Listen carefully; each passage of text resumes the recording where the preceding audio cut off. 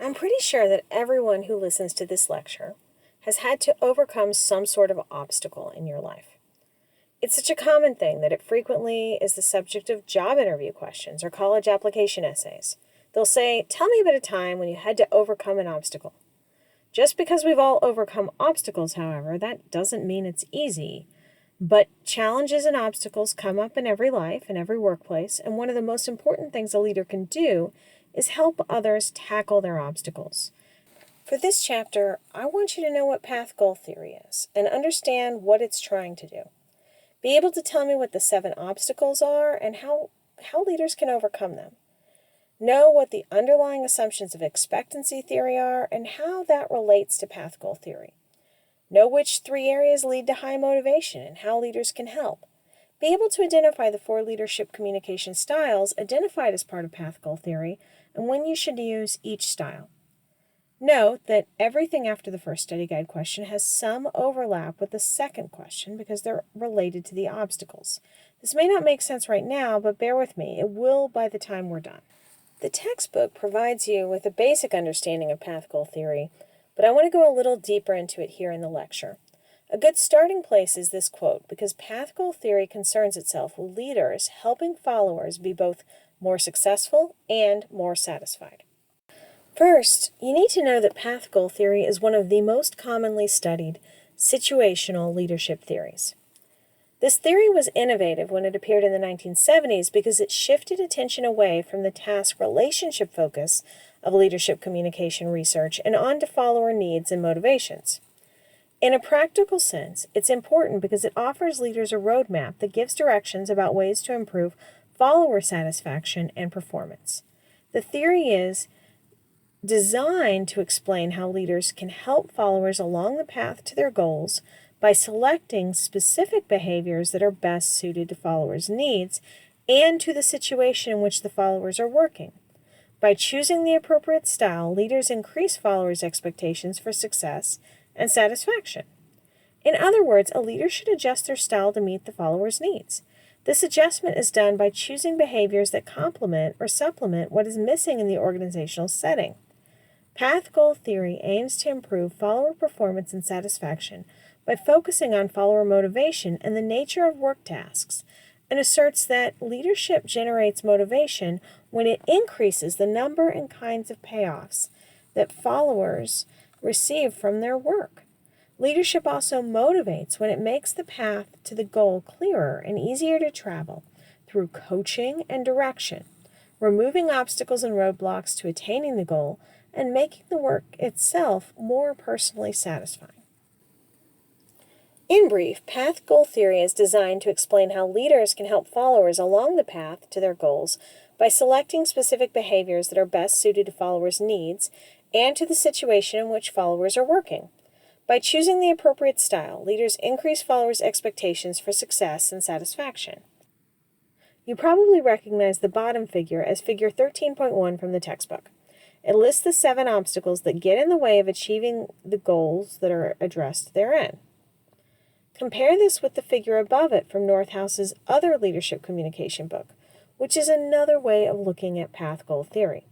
You can see the first 2 obstacles in the book listed in the bullets of that upper figure, defining goals and clarifying the path.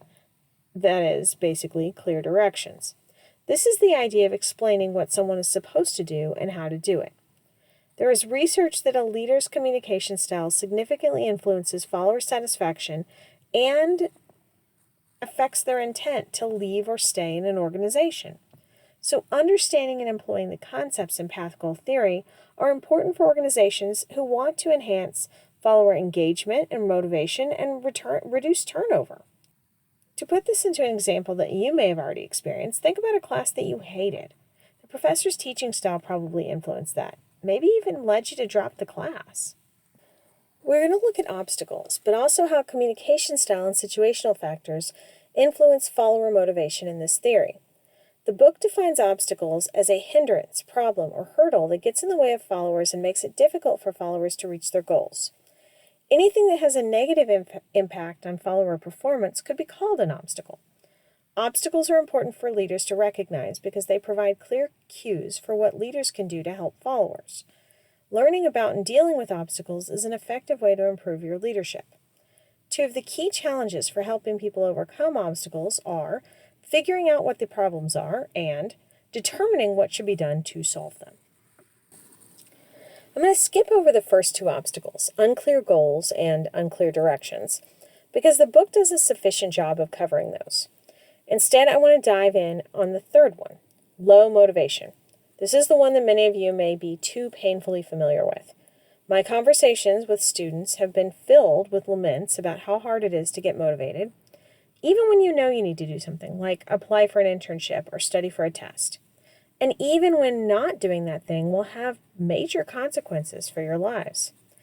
It's like many of us have worn out the ability to self-motivate because we've used it all up. So how can you and how can I, as a leader, help followers with that obstacle?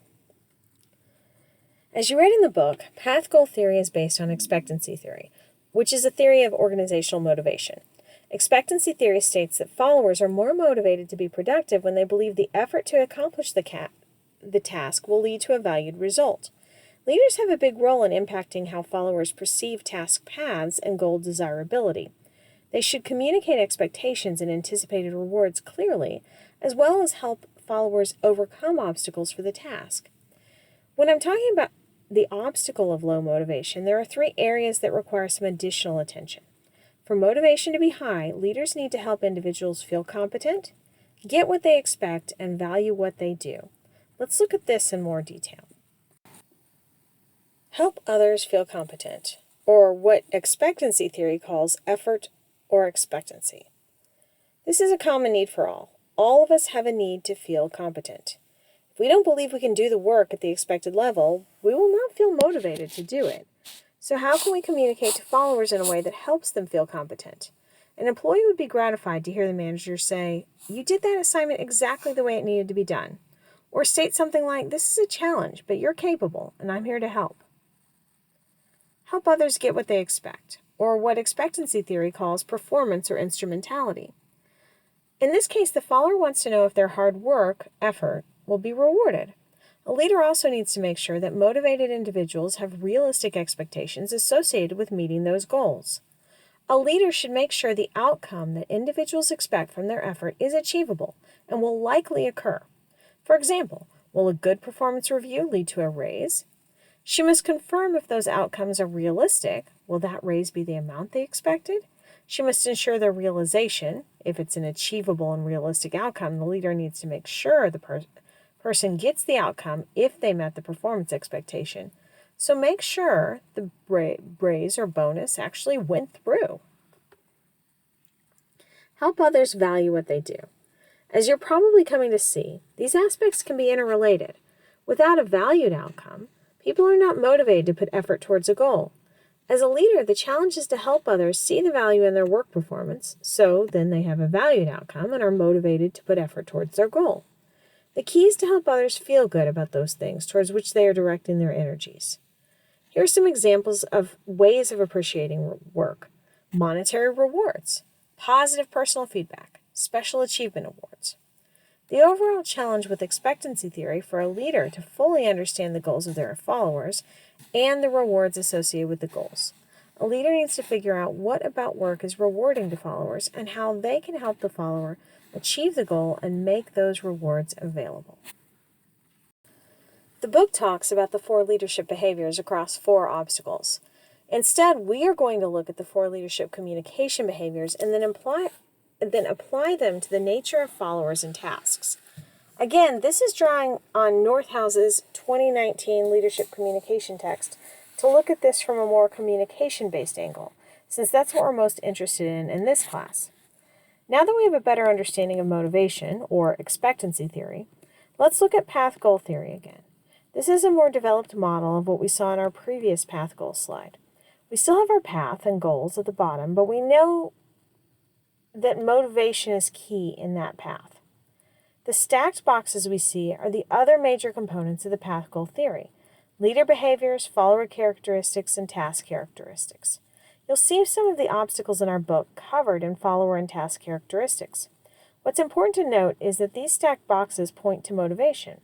Path goal theory suggests that each type of leader behavior impacts follower motivation in some way, and that is contingent on follower and task characteristics. Now that we have a general understanding of the model, let's look more closely at the 4 leadership communication behaviors and apply them to the nature of followers and tasks. Directive leadership. This is a leader who gives instructions about the task, that's what's expected, how to accomplish it, and the timeline. When using this communication behavior, the leader helps simplify complex tasks, obstacle 4.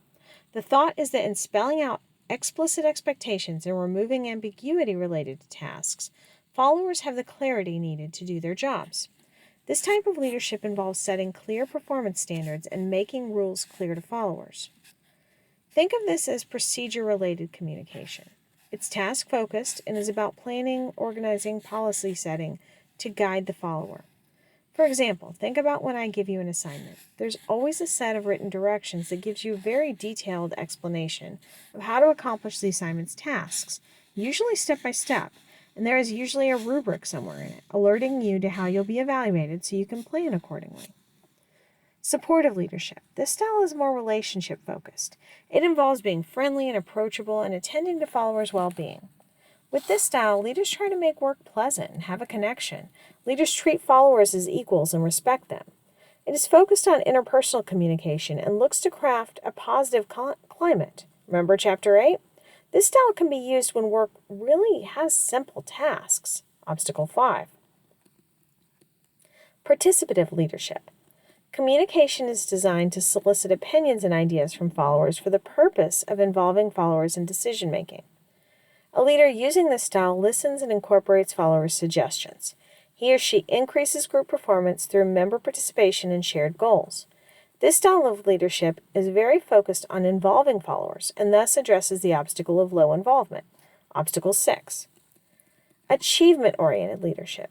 Communication focused on goal attainment. This style challenges followers to perform at the highest levels possible. That sounds like Obstacle 7, right? It involves setting high standards of excellence and continued improvement, and leaders demonstrate confidence in followers' abilities to accomplish difficult tasks. Remember, path goal theory is a situational theory.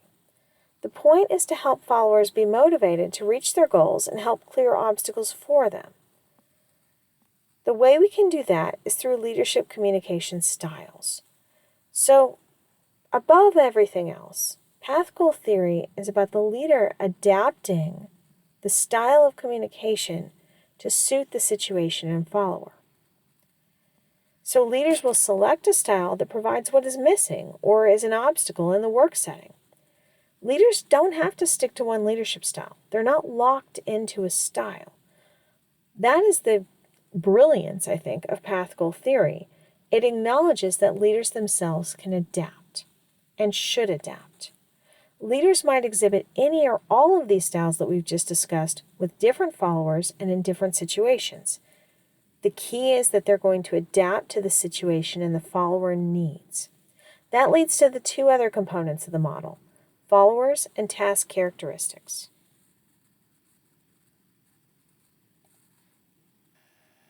This table gives you an at-a-glance sketch of what leadership communication styles tend to be most effective with which kinds of followers and tasks. The directive communication styles should be used for followers or with tasks with these criteria. So, if you have a subordinate who likes direction, or is unsure of what to do, or is inexperienced. So that's the best type of follower for this directive. However, if a follower thinks they know what to do and can do it, then directive leadership might actually lower motivation.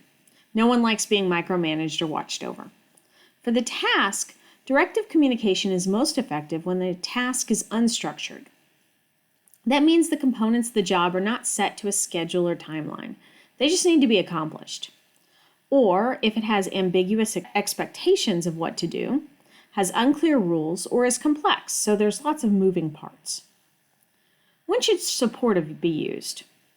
If you have unsatisfied employees, so that's often related to the task, or you have employees who need relationships or affiliation in order to be happy at work, or someone who needs encouragement or a confidence boost.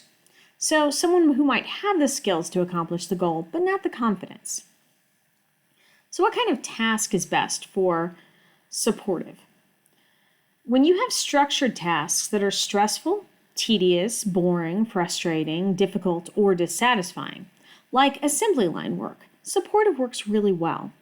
The idea here is that supportive leadership can make the task more pleasant, so employees are more motivated to do it. Supportive communication can increase confidence and commitment. It offers social rewards that boost motivation and satisfaction.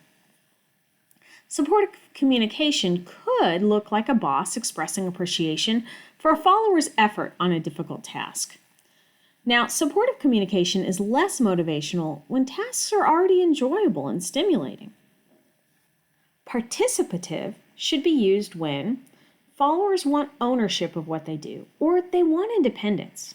These followers feel self-sufficient and competent in their work. They don't want your direction. They want to feel like they're in charge or influential in some way. This means a leader should try to involve them in decision-making, which can increase dedication to shared group goals or group cohesiveness. So what kind of task is best for participative? This is when tasks are unstructured or have ambiguous expectations. In that case, participative leadership helps followers think critically about those expectations and task performance. As they become more involved with an unclear task or something they're struggling with, that can increase their understanding and motivation because they'll lower their uncertainty. When a task is highly structured and expectations are clear, participative leadership will actually have less effect on motivation. Achievement-oriented should be used when the followers have skills like a challenge and have Achievement-oriented leadership should be used when followers have skills like a challenge and have high expectations for themselves. If they don't find work challenging or worthwhile, they will be less motivated. So a leader would use achievement-oriented communication to provide a high standard of excellence or improvement. The leader might give tangible rewards for extra effort or achievement, like money. People who are competitive like achievement-oriented leadership. So what task works best for achievement-oriented leadership? You use this leadership style when tasks are ambiguous, unstructured, complex, or challenging. By setting clear standards of excellence, that helps motivate people towards achievements and focus on work. It clarifies the work more and might help team members manage their time better when task achievements are involved, because it creates more accountability. As we come to the end of this chapter discussion, hopefully you can see that a leader and the communication method the leader uses can have a big impact on their followers' ability to overcome obstacles. Many of the things that we've talked about in this class are items for your toolkit. Much like we talked about in Chapter 11, what we are learning crosses over from work to personal life. We all have obstacles to overcome, and loved ones to help conquer obstacles. Here's a starting place with how to help them and yourself.